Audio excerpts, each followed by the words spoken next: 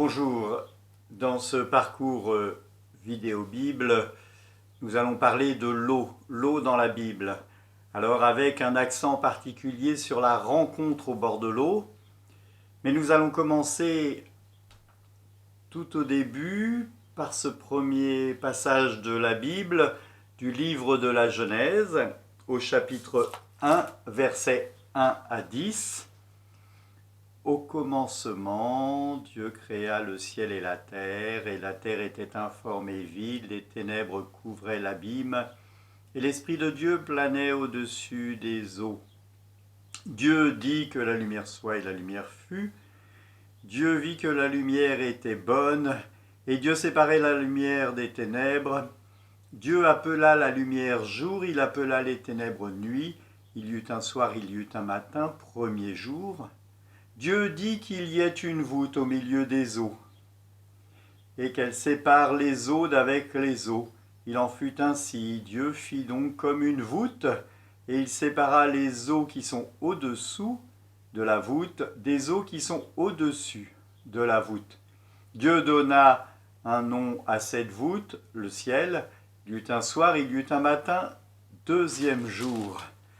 Dieu dit que les eaux qui sont au-dessous du ciel s'amassent en une seule masse et que le sol ferme apparaisse. Il en fut ainsi. Dieu donna un nom au sol ferme, la terre, et il appela mer la masse des eaux. Dieu vit que cela était bon. Je vais m'arrêter là. Nous avons dans le début cette représentation de la terre couverte d'eau, même pire que ça, et donc il y a d'abord les eaux du dessus puis les eaux du dessous, la terre couverte d'eau, et puis il faut aménager cela. Dieu, l'organisateur, nous prépare cela. Ce petit passage, plus pour nous introduire et dire que l'eau est un élément essentiel à la vie. Sans eau, pas de vie, et il nous faut bien voir cela, c'est important. Dans les passages que nous allons prendre, il est souvent question de rencontres autour du puits, autour de l'eau. Le deuxième passage, donc vous prenez dans votre Bible, Genèse 24, versets 12 à 20. C'est la rencontre d'Éliézer qui va chercher une femme pour son maître Isaac. Je commence au chapitre 24, verset 12. Alors il dit: Seigneur Dieu de mon maître Abraham, donne-moi de faire aujourd'hui une bonne rencontre. Sois bon pour mon maître Abraham, je vais rester là près de la source d'eau, puisque à cette heure-ci les filles de la ville sortent pour puiser de l'eau. Je vais dire à l'une d'elles: penche ta cruche pour que je boive, et si elle me répond: bois, et je donnerai aussi à boire à tes chameaux. Fais que cette jeune fille soit celle que tu as choisie pour ton serviteur Isaac. Ainsi je saurai que tu as montré ta bonté à mon maître. Il parlait encore lorsque sortit Rebecca portant sa cruche sur l'épaule. Elle était la fille de Bethuel, le fils que Milca avait donné à Mahor, frère d'Abraham. La jeune fille était très belle, elle était vierge et aucun homme ne s'était approché d'elle. Elle descendit à la source, remplit sa cruche et remonta. Le serviteur d'Abraham courut alors à sa rencontre et lui dit: Laisse-moi donc boire un peu d'eau de ta cruche. Elle dit: que mon serviteur boive.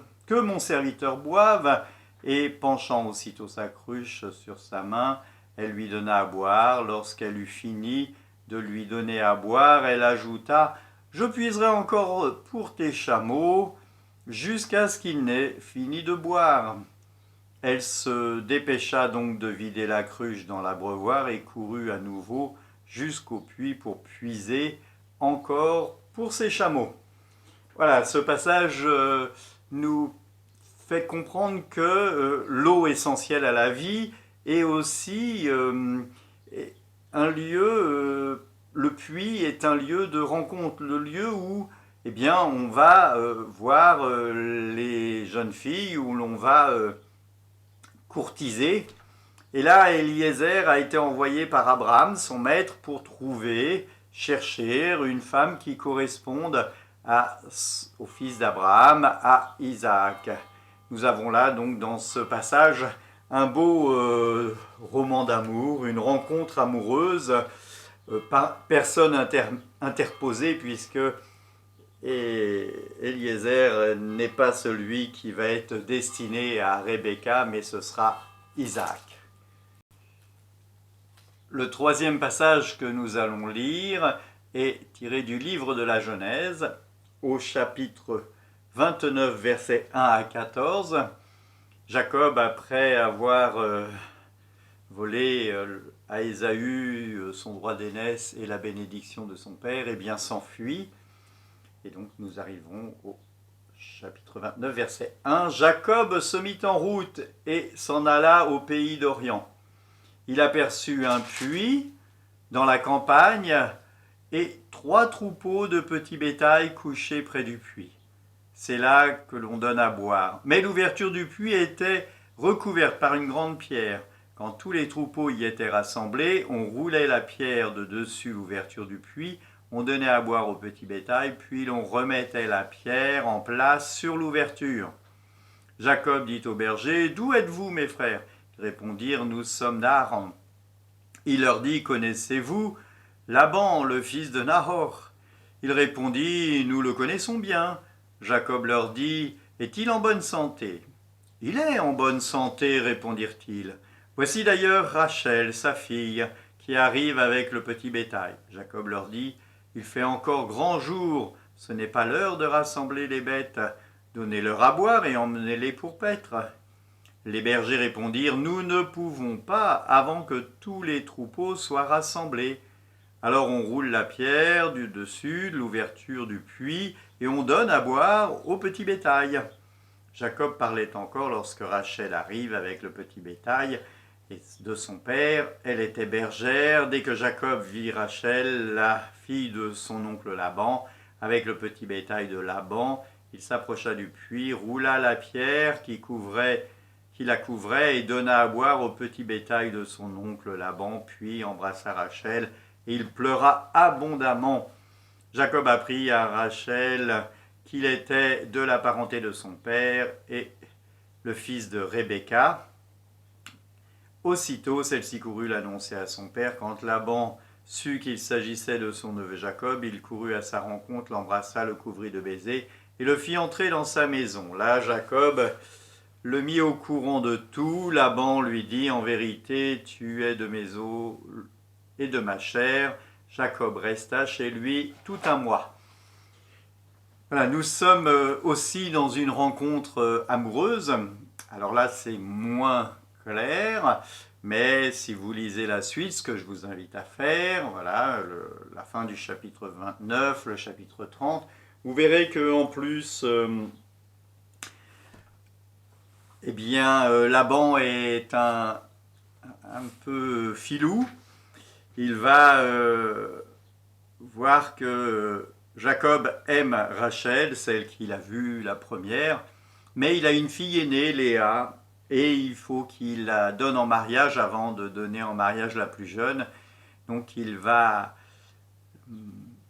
tricher, mentir, il va user de subterfuges pour faire d'un premier mariage entre Jacob et Léa, après 7 années de travail d'ailleurs, et il redemandera une deuxième fois 7 années de travail à Jacob pour offrir Rachel, celle que Jacob aime tant. On voit bien là l'importance du puits. Alors l'importance du puits dans plusieurs conceptions. Il y a l'importance de la préservation du puits. Le puits appartient, entre guillemets, à tout le monde, mais pour que tout le monde puisse y avoir accès, il faut que tout le monde soit présent dans ce passage. Et donc, on n'enlève pas la pierre tant que tout le monde n'est pas là. On ne vide pas le puits au détriment des autres. Il y a une équité qui doit être faite pour que tous les animaux puissent boire. Et donc, il y a donc là un règlement. Et puis, on y remet la pierre parce que cette pierre, elle est le signe de l'appartenance au groupe. Et donc, personne n'a le droit d'enlever la pierre pour pouvoir puiser de l'eau sans l'avis des autres et sans la présence des autres. Cette eau est importante. Hein. Nous sommes dans Beersheba, donc dans le désert. Voilà. Et donc, il y a l'eau, mais il y a une attention particulière à cette eau. Et aussi un règlement, on vient puiser l'eau à une certaine heure et on ne prend pas de l'eau comme ça n'importe quand. C'est ce que nous retrace ce petit épisode. Nous sommes pour ce 4e passage de la Bible dans le livre de l'Exode. Nous sommes au chapitre 2, versets 16 à 21. C'est l'histoire de Moïse.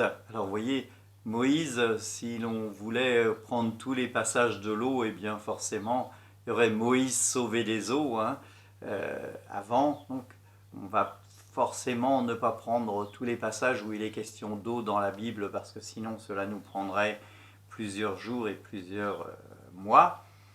En tout cas, au chapitre 2 de l'Exode, versets 16 à 21, je vous lis. Un prêtre de Madian avait 7 filles. Ils vinrent chercher de l'eau et remplir les abreuvoirs pour les petits bétails de leur père. À ce moment arrivent des bergers qui voulurent les chasser. Mais Moïse se leva pour les défendre et donna à boire aux petits bétails. Comme elles rentraient chez leur père, Raguël, celles-ci lui dirent « Comment se fait-il que vous reveniez si vite aujourd'hui » Elles répondirent « Un Égyptien nous a délivré des bergers, il a même puisé l'eau pour nous et a donné à boire au petit bétail. » Il dit à ses filles « Où est cet homme? Pourquoi l'avez-vous laissé? Il faut l'inviter à manger. » Moïse accepta de vivre chez cet homme qui lui donna en mariage sa fille Séphora. Elle lui donna un fils qu'il appela Guershom, car, dit-il, je suis un immigré en terre étrangère. Voilà, il nous faut voir cela. Jéthro, le prêtre de Raguël, le prêtre de Madian, a donc cette fille et Moïse va épouser l'une d'elles et cette rencontre se fait aussi au puits, le lieu de la rencontre, et il se fait au puits parce que il fait preuve d'une force pour chasser les bergers qui voulaient les embêter. Mais si vous avez bien fait attention au chapitre de la Genèse, lorsqu'il y avait Jacob, il y avait aussi des bergers. Mais là, la convention était très claire. Hein, on n'enlevait pas la pierre comme ça.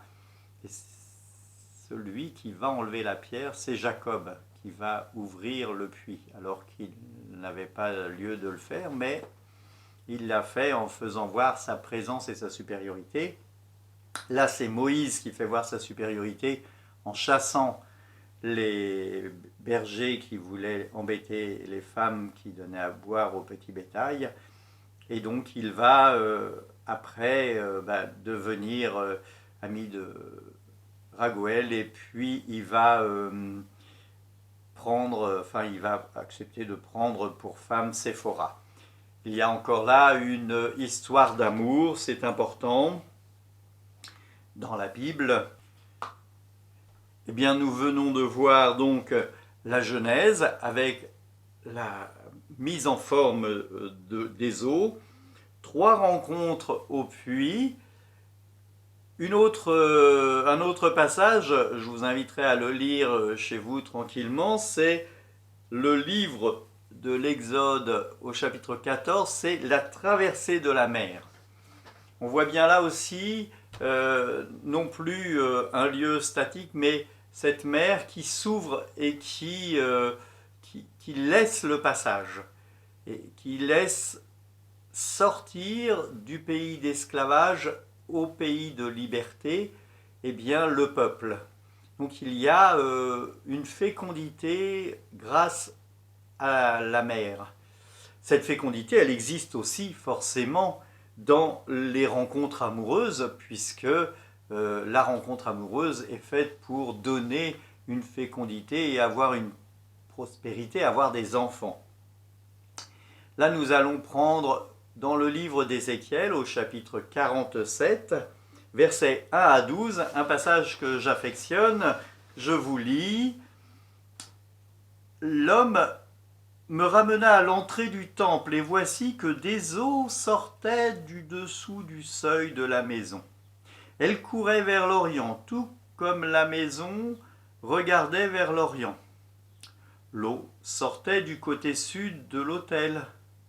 Il me fit sortir par le porche nord, et me fit faire le tour par l'extérieur, jusqu'au porche de l'est. L'eau courait alors sur ma droite. L'homme s'éloigna vers l'Orient. Il mesura 1000 coudées avec une perche qu'il tenait à la main, puis il me fit traverser le cours d'eau. J'avais de l'eau jusqu'aux chevilles. Il compta encore 1000 coudées. Il me fit traverser le cours d'eau. J'avais de l'eau jusqu'aux genoux. Il compta encore 1000 coudées. Il me fit traverser, et le cours d'eau, j'avais de l'eau jusqu'aux reins. Il mesura encore 1000 coudées. Cette fois, je ne pouvais plus traverser le torrent. Les eaux avaient monté. C'était un fleuve qu'on ne traverse pas, mais qu'on passe à la nage. Il me dit alors: as-tu vu, fils d'homme? Après quoi il me fit marcher sur la rive. Quand je revins au torrent, il y a là, sur 2 rives, des arbres très nombreux, de part et d'autre du torrent. Il me dit: cette eau court vers la région est. Elle descend vers Araba et se déverse dans la mer sur les eaux infectées. Aussitôt, les eaux redeviennent saines. Tout ce qui vit, tout ce qui s'agite, partout où le torrent parviendra sera plein de vie. Le poisson y sera très abondant. Il suffira que les eaux y arrivent. Il y aura santé et vie partout où ces eaux parviendront. Les pêcheurs se tiendront sur la rive depuis En-Gedi jusqu'à En-Galim. On y tendra des filets, les poissons y seront très nombreux, des mêmes espèces qu'on trouve dans la grande mer. Les marais et les lagunes, par contre, ne seront pas assainis. On les abandonnera au sel. De toutes sortes d'arbres fruitiers grandiront sur les rives du torrent de part et d'autre. Leur feuillage ne se flétrira pas. Ils auront des fruits en toute saison. Tous les mois, ils produiront grâce à cette eau qui vient du sanctuaire. On se nourrira de leurs fruits et leurs feuilles seront un remède. Nous avons là une allégorie sur la force de la vie, la force de l'eau, l'eau donnée par Dieu, et cette eau qui porte du fruit. Là, nous ne sommes plus dans le fruit amoureux et le fruit de la descendance, mais nous sommes dans le fruit d'une vie qui continue et qui prospère. Grâce à l'eau, cette nouvelle vie qui est donnée par l'eau qui sort du temple, il faut bien l'entendre, eh bien, elle donne du fruit et elle nous abonde, elle nous inonde de bonté et de bien. Alors, je vais couper un petit peu et vous voyez bien que cette eau qui porte du fruit, eh bien, peut nous faire penser, nous chrétiens, eh bien, à l'eau du baptême, cette eau que nous recevons sur nous, qui nous transforme, qui nous purifie, et qui nous permet de porter du fruit. C'est cela, l'eau du baptême. Ce texte, pour moi, est très beau, très...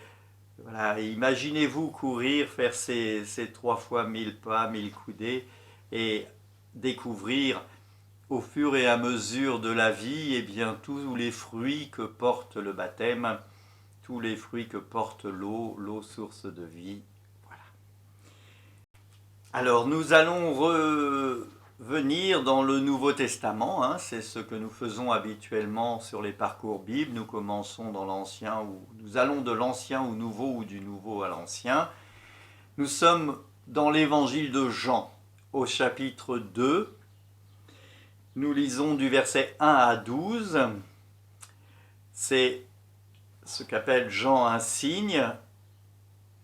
Donc, le 3e jour, il y eut une noce à Cana en Galilée, et la mère de Jésus y était. Jésus aussi fut invité à la noce avec ses disciples, et voilà que le vin de la noce arrive à sa fin. Ils n'avaient plus de vin. La mère de Jésus lui dit, ils n'ont plus de vin. Jésus lui répond, femme, vas-tu te mettre dans mes affaires? Mon heure n'est pas encore venue. Mais sa mère dit aux servants, faites tout ce qu'il vous dira. Il y avait là 6 jarres de pierre que les Juifs gardaient pour la purification.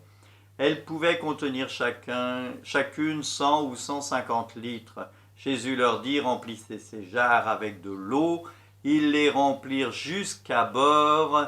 Jésus leur dit alors, prenez maintenant et portez-en au responsable de la fête.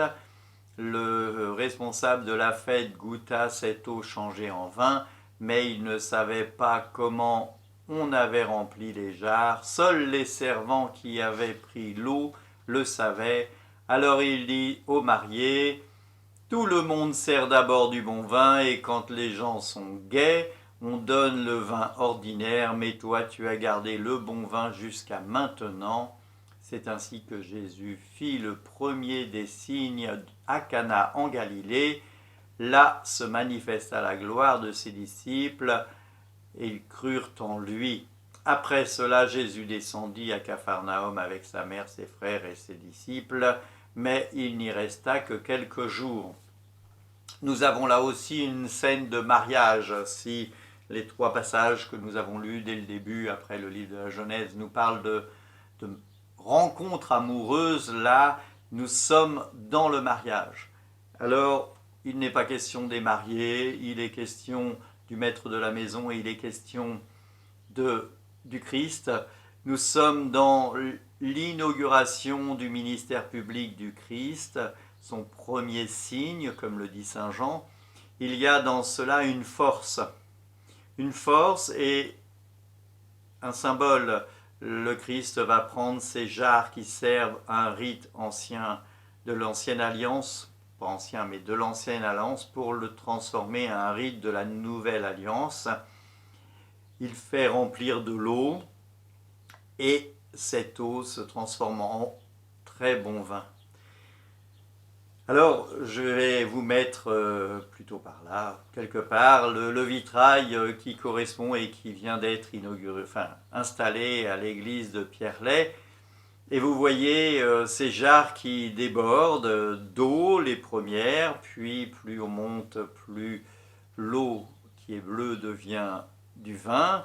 Et ce vin est servi à la table du fond, avec Marie et Jésus qui sont de part et d'autre. C'est un petit clin d'œil à l'église de Pierrelet qui fait œuvre d'art. L'église est une créatrice d'art et elle promeut l'art, et c'est important. Revenons à notre texte. Il y a dans ce texte une histoire d'amour, puisque nous sommes dans un mariage, mais vous comprenez bien que ce n'est pas seulement l'amour entre 2 hommes, c'est aussi l'amour de Dieu pour le peuple et pour l'ensemble de la communauté. Le Christ fait œuvre d'amour et offre aux autres tout un amour et toute une attention particulière. Vous pouvez repenser au livre d'Ézéchiel, cette eau qui porte du fruit, et là nous avons l'eau qui porte du fruit puisqu'il est remplacé par du vin, du très bon vin, nous dit le texte. Il nous faut donc se réjouir de voir cela. Le Christ prend soin de son peuple comme en offrant toute cette eau et cet amour. C'est cela qui est aussi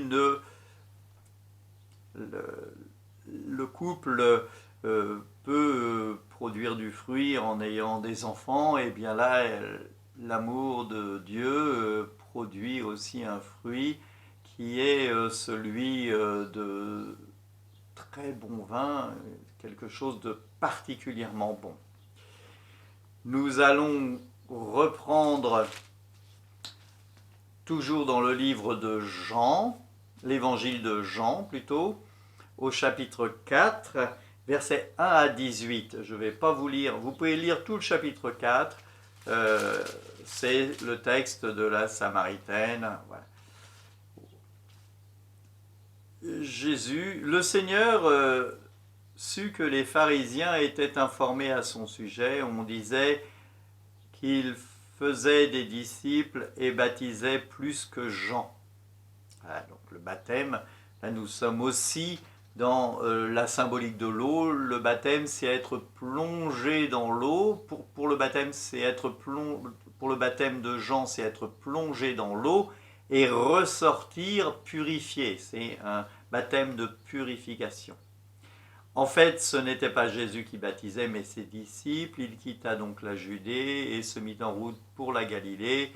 Il lui fallait traverser la Samarie, et c'est ainsi qu'il arriva dans une ville de Samarie appelée Sychar, tout près de la terre que Jacob avait donnée à son fils Joseph, et c'est là que se trouve le puits de Jacob.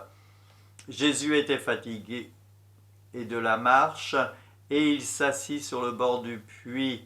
C'était l'heure de midi. Arrive une femme de Samarie pour puiser de l'eau. Jésus lui dit « Donne-moi à boire ». À ce moment, les disciples étaient partis à la ville pour acheter de quoi manger. La Samaritaine lui répondit « Vous êtes juifs, comment pouvez-vous demander à boire à une Samaritaine comme moi ?» On sait que les Juifs ne veulent pas avoir de rapport avec les Samaritains. Jésus lui dit « Si tu connaissais le don de Dieu, si tu savais qui te demande à boire, c'est toi qui lui aurais demandé de l'eau qui fait vivre, et je te l'aurais donnée. » Puis elle lui dit « Vous n'avez pas de seau, et le puits est profond. Où trouvez-vous cette eau vive ? Notre père Jacob nous a donné ce puits, après y avoir bu lui-même avec ses fils et ses troupeaux. Êtes-vous plus grand que lui ? » Jésus lui dit « Celui qui boit de cette eau aura encore soif, mais celui qui boit de l'eau que je lui donnerai ne connaîtra plus jamais la soif. L'eau que je lui donnerai deviendra en lui source intarissable de vie éternelle. » La femme lui dit « Donne-moi donc de cette eau que je n'ai plus soif. Je n'aurai plus à venir en chercher ici. » Jésus lui répond « Va, appelle ton mari et reviens. » Alors la femme lui dit « Je n'ai pas de mari. » Jésus lui répond « Tu dis que tu n'as pas de mari, et comme c'est vrai, tu en as 5, et celui que tu as maintenant n'est pas ton mari, tu dis vrai. » Voilà, nous sommes dans cette rencontre encore au puits, à la source, et là nous voyons le Christ. Le Christ qui rencontre une femme à une heure où on ne vient pas chercher d'eau. À midi, ce n'est pas l'heure où on vient chercher de l'eau parce qu'il fait trop chaud. Donc cette femme, ce qu'elle veut, c'est de l'eau, bien sûr, mais surtout ne pas être vue des autres. On sent bien que c'est une femme, comme on pourrait dire, de mauvaise vie. Elle a eu plusieurs maris et elle vit avec quelqu'un qui n'est pas son mari. C'est ce qui est dit textuellement. On peut interpréter ça d'une autre façon, mais textuellement, c'est ce qui est dit. En tout cas, le Christ, lui, fait cette rencontre. Et il ose la rencontre. Alors, est-ce une rencontre amoureuse ? En quelque sorte, oui. Il va porter de l'amour à cette femme, il va la révéler. Et elle va, si vous lisez la suite, eh bien, par cette révélation du Christ qu'il fait en elle, elle va croire et elle va être source de vie. D'ailleurs, elle va retourner au village et elle va dire qu'elle a vu quelqu'un qui lui a dit tout ce qu'elle savait. Et donc, elle va témoigner, elle va être source de vie. Elle, qui a sûrement eu plusieurs maris mais pas d'enfants, en tout cas, ce n'est pas dit, mais elle est source de vie par la rencontre du Christ à ce point d'eau. C'est aussi essentiel, hein, cette eau. Nous avons commencé ce texte en parlant du baptême de Jean le Baptiste.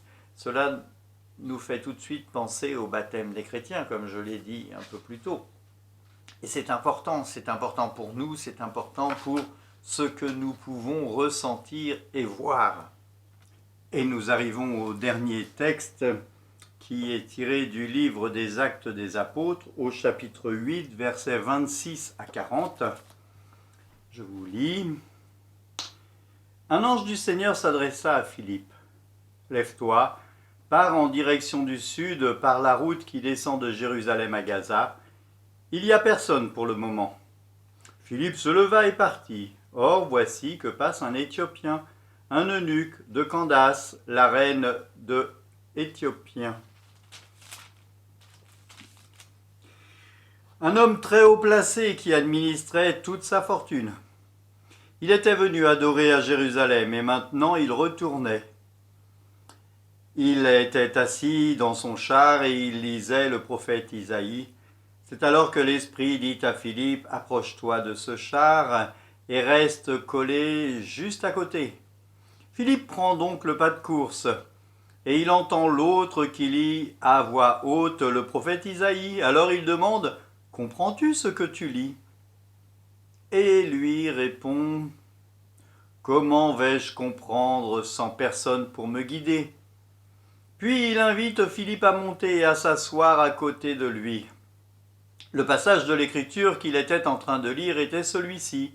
« On l'a conduit comme une brebis à celui qui l'égorge, comme un agneau muet devant celui qui le tond. Il m'a ouvert la bouche. Il n'a pas ouvert la bouche. Dans son humiliation, on l'a privé de ses droits. Qui parlera de sa postérité? Car sa vie a été retranchée de la terre. » L'eunuque demande alors à Philippe, « Je voudrais que tu me dises de qui le prophète dit cela, de lui-même ou de quelqu'un d'autre ?» Et Philippe commence à parler, il lui annonce Jésus en partant de cette écriture. Continuant leur chemin, il arrive à un point d'eau et l'eunuque demande « Il y a de l'eau, qu'est-ce qui empêche? Qu'est-ce qui m'empêcherait d'être baptisé ?» Il ordonne d'arrêter le char et tous les deux, avec Philippe, ils descendent à l'eau. Et Philippe le baptise. Après cela, il remonte de la source. C'est alors que l'Esprit du Seigneur enlève Philippe, l'eunuque ne le voit plus, mais c'est avec une grande joie qu'il reprend sa route. Quant à Philippe, il se retrouve à Azote et part évangéliser l'un après l'autre tous les villages jusqu'à ce qu'il atteigne Césarée. Nous avons ici un rendez-vous, non pas amoureux entre Philippe et l'eunuque, mais amoureux entre l'eunuque et le Christ. L'eunuque qui, son nom l'indique, ne peut pas avoir de postérité charnelle, eh bien se pose cette question et donc ce texte va le heurter. Voilà, qui parlera de sa postérité? Il en est de même pour lui. Qui parlera de sa postérité? Personne, puisqu'il n'aura pas de postérité charnelle étant eunuque. Mais Philippe lui fait comprendre que le Christ, qui lui n'a pas de postérité charnelle, a une postérité et crée une postérité qui est l'Église. et que pour entrer dans cette église, eh bien, il faut se faire baptiser. Et qu'une fois baptisés, eh bien, nous portons du fruit en témoignant de l'amour du Christ, et qu'à chaque personne à qui nous témoignons de l'amour du Christ et qui reçoit cet amour, eh bien, est en quelque sorte détenteur de l'amour que nous lui avons donné, qui vient de Dieu, bien sûr, mais nous sommes donc des transmetteurs et nous pouvons laisser une postérité. Nous voyons dans les lettres de saint Paul cette même logique. À vous, mes frères, que je suis venu évangéliser. Voilà. Il écrit à des communautés qu'il a évangélisées et qui se revendique, lui, comme paternel, on va dire, dans la foi. Grâce à lui, la foi est arrivée et il fait grandir l'Église. Il n'en est pas propriétaire. Le propriétaire, c'est Dieu, c'est le Christ. Et donc, pour cette eunuque, il y a une possibilité d'une postérité. Si dans les exemples que nous avons vus du puits, il y avait une postérité physique avec femmes et enfants, là, il y a une postérité qui dépasse ce niveau-là, qui est une postérité d'union et de permettre à l'Église de grandir. Eh bien, lorsque nous annonçons que le Christ en nous, par notre baptême, et l'Esprit Saint nous aide à grandir et nous permettent de témoigner, allez de toutes les nations, baptisez-les au nom du Père et du Fils et du Saint-Esprit, nous sommes participants de cette postérité du Christ, de cette postérité que le Seigneur nous demande de faire. Voilà pour ce texte et ces textes. J'espère que ce parcours biblique vous aura plu, cette petite promenade dans la Bible pour rencontrer le Christ vous aura été agréable. Si vous avez des souhaits, n'hésitez pas à les mettre en bas dans les notes. Je vous invite à vous abonner. Il y a le petit logo qui va s'afficher. À vous abonner, à partager un maximum, à cliquer sur la petite cloche pour avoir les petites notations pour savoir quand il y a des vidéos. Prenez soin de vous, que Dieu Tout-Puissant vous bénisse, Père, Fils et Saint-Esprit. Amen.